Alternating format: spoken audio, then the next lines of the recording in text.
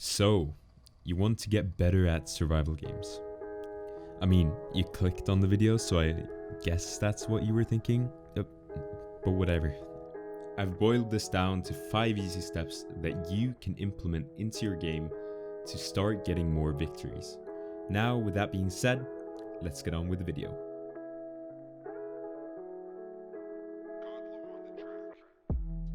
It's a big misconception that you need to be amazing at PvP to win a survival games match. If you use these tips that I'll show you in this video, I guarantee that you'll be one step closer to getting that first victory. So the first tip is looting. How many times haven't you gone to mid and you've spent ages trying to get the items out of the chest? Looting is one of the most important parts of SG. If you have good loot, you're more likely to win than a person who doesn't know how or where to loot. When you open a chest, hold down the shift key and click each item. This will automatically pull the items out of the chest and into your inventory. Before you open a chest, be sure to have a look around for other nearby players. Because the last thing that you want is somebody, coming up behind you and killing you, The second tip I have for you is using the boomboxes to your advantage. If you have a lot of boomboxes in your inventory, you need to know how to use each and every one of those to your advantage. In SG, we have 4 different boomboxes. We have the normal boombox, which explodes and deals a lot of damage. Hitting your opponent with this will give you a big advantage. Even just 1 or 2 hearts will give you a big advantage going into a fight. The frozen boombox will slow down your opponent and will make them easier to reach, especially if you're chasing somebody and you throw a frozen boombox right in front of them. Their speed will slow down. I know that chasing people in SG is so annoying, so if you have a frozen boombox, throw that in front of them. They will basically not be able to move anymore and you'll just speed right up to them. The poison boombox deals damage to your opponent in the same way that, kind of the normal boombox works, except that it gives your opponent a poison effect for a couple of seconds. The next boombox is the cobweb boombox. I personally don't like to use the cobweb boombox because I'd much rather just use normal cobwebs. But the cobweb boombox spawns a lot of cobwebs in front of your player, but I think the cooldown is way too high and therefore I don't really like using it. Next up, we have the fire boombox, and this is basically a replacement for the flint and steel in the Java version of survival games. I try to get a fire boombox every single game because I just love it so much. After the timer goes up, they spawn 3 to 8 fire patches around the boombox.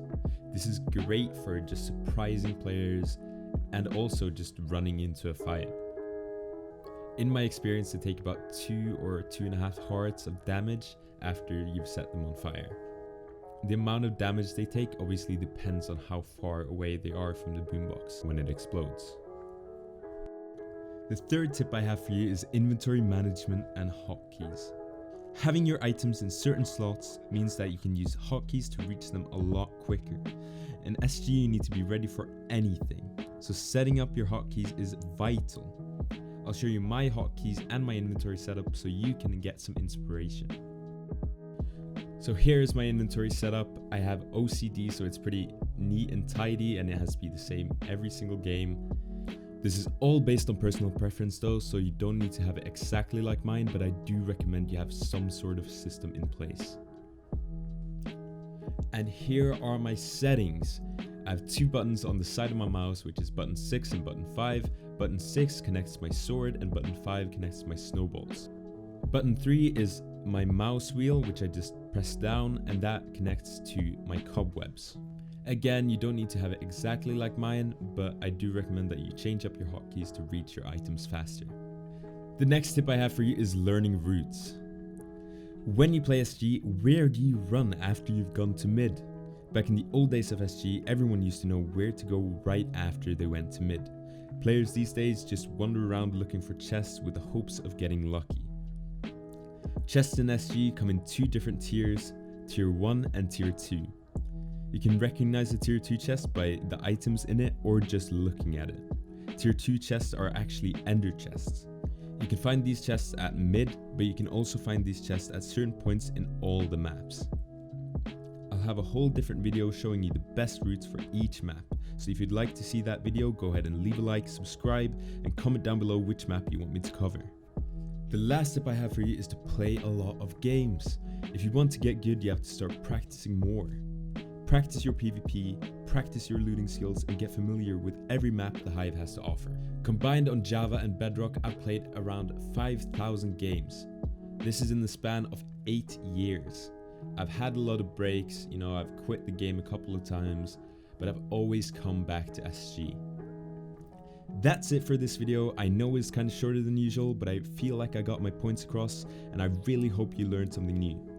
If you like this type of content, please consider subscribing, leaving a like, and comment down below what you think Hive should add to help newer players.